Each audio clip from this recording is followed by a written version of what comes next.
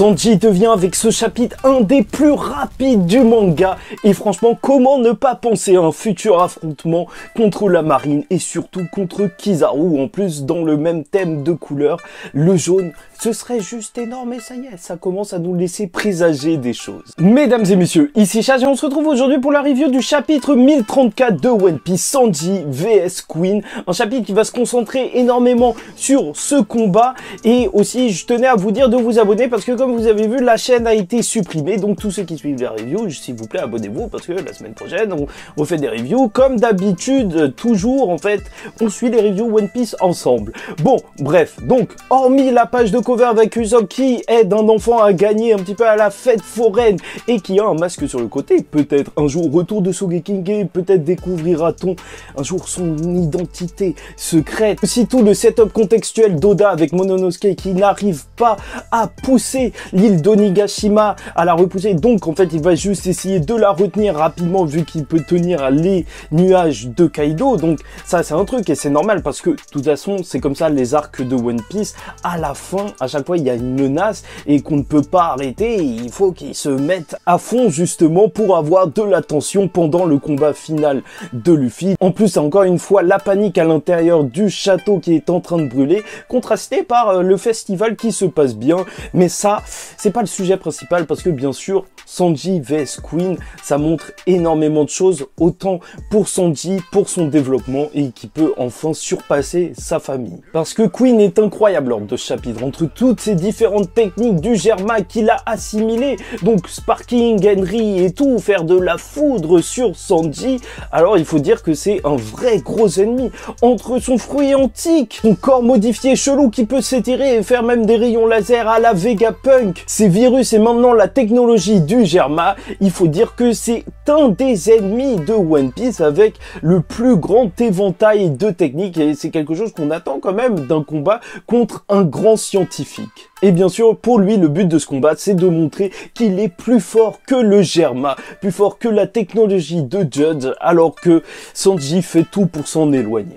Et c'est pour ça qu'il va dès le début tabasser Sanji, mais que Sanji va se relever parce qu'il ne veut pas entendre parler d'Evin Smoke, il ne veut pas être associé à ça, il ne veut pas qu'on le compare à ça lorsqu'on le combat. Et il va revenir en force en kickant Queen et en même détruisant un de ses bras. Et en gros, il le dit, là on arrive quand même sur la fin du combat entre guillemets parce que tous les deux sont très fatigués. C'est vrai que Queen en vrai, avec toutes ses blagues là, se transformer en ver de terre et tout, au final, bah, il a consommé un petit peu trop d'énergie. Et surtout Sanji est plus déterminé que jamais, il redevient encore une fois invisible et là on a l'explication, en fait c'est dû à sa grande vitesse et même plus en fait au Red Suit, comme quoi là aussi il réussit à atteindre un de ses objectifs parce que je vous rappelle que c'était quand même un de ses rêves, hormis All Blue, de pouvoir devenir invisible pour faire les choses qu'on connaît, des choses mal, mais c'était quand même un de ses rêves.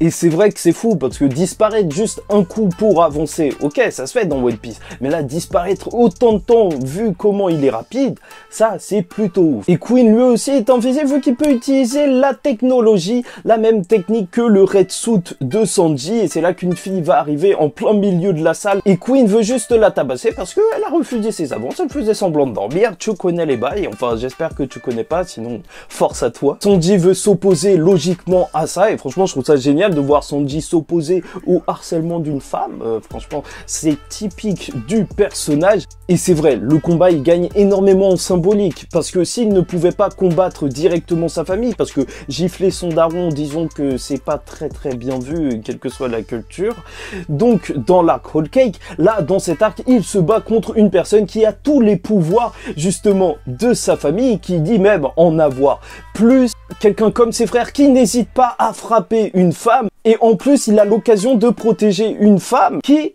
est avec une souris qui s'appelle Shuji et nom qui termine par J, donc comme Sanji et ses frères. Et en plus, tu connais, Sanji, quand il était petit, il nourrissait une petite souris dans son flashback, comme quoi la symbolique est forte, il peut prendre sa revanche. Donc ça répond aussi au mystère de si Sanji était devenu fou et avait commencé à frapper les femmes. En fait, c'était sûrement Queen qu'il avait fait. Et je sais pas si c'est fait exprès de la part de Queen, mais si c'était fait exprès de la part de Queen pour perturber Sanji, alors je trouve ça juste génial.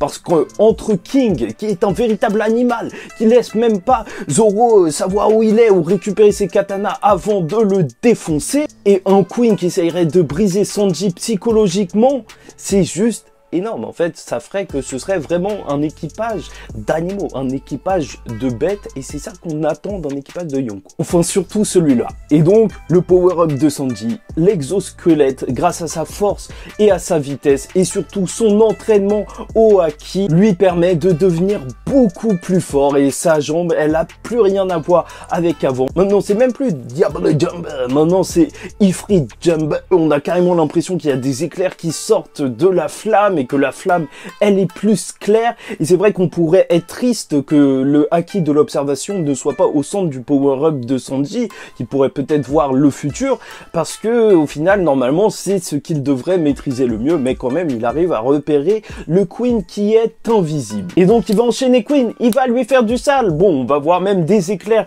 sur sa jambe. Est-ce que c'est en rapport avec le haki des rois? Je sais pas, en même temps, c'est pas des éclairs noirs, donc je ne pense pas vraiment, mais franchement, c'est juste énorme. Là, le Sanji, il a passé un level en termes de puissance. Après, est-ce que c'est la fin du combat?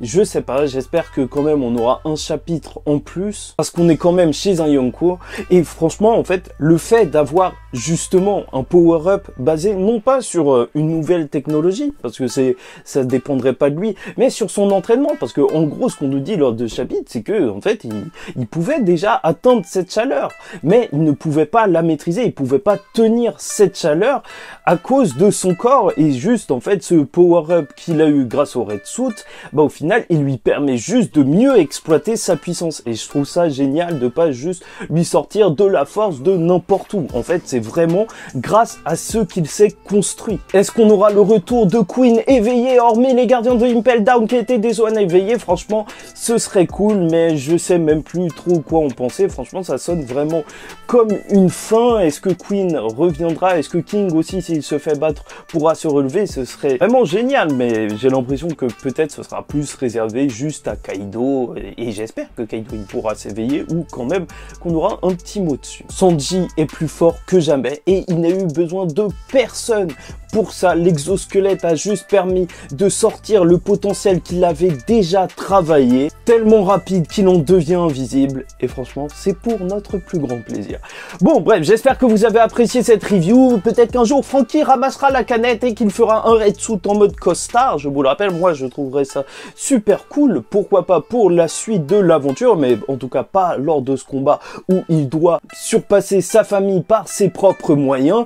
Donc, n'hésitez pas à vous abonner à la chaîne si vous n'êtes pas abonné, commentez, donnez-moi votre avis en commentaire, likez la vidéo, parce que c'est un plaisir pour moi de vous la faire. Et en attendant, pas la semaine prochaine parce qu'il n'y a pas de chapitre, mais la semaine d'après, je vous dis ciao tout le monde, faites très attention à vous et surtout, paix sur vous.